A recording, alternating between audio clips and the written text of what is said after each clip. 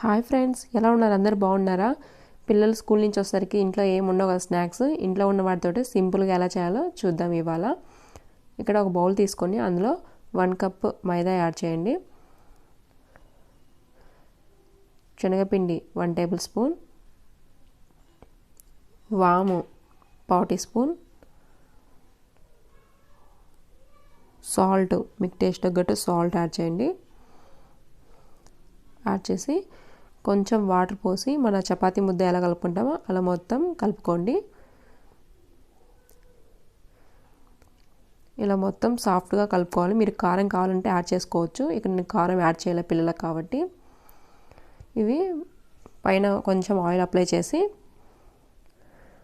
అంతా స్ప్రెడ్ చేసి ఒక 20 మినిట్స్ మూత పెట్టేసి పక్కన పెట్టేసేయండి.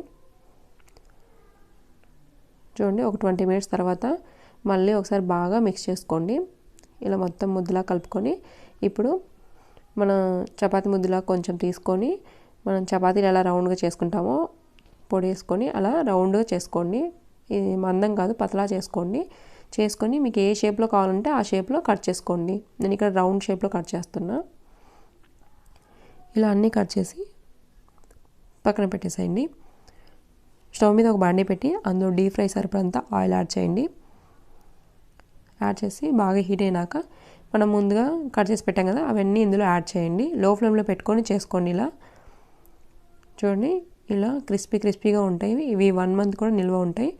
చూడండి, సింపుల్గా స్నాక్స్ రెడీ అయిపోయినాయి. మీరు కూడా ఇంట్లో ట్రై చేసి మీకు ఎలా వచ్చినాయో కామెంట్లో చెప్పండి. అలాగే ఈ వీడియో మీకు నచ్చినట్లయితే లైక్, షేర్, సబ్స్క్రైబ్ చేసుకోండి. పక్కన బెల్ ఐకాన్ని ప్రెస్ చేయండి. Thank you for watching.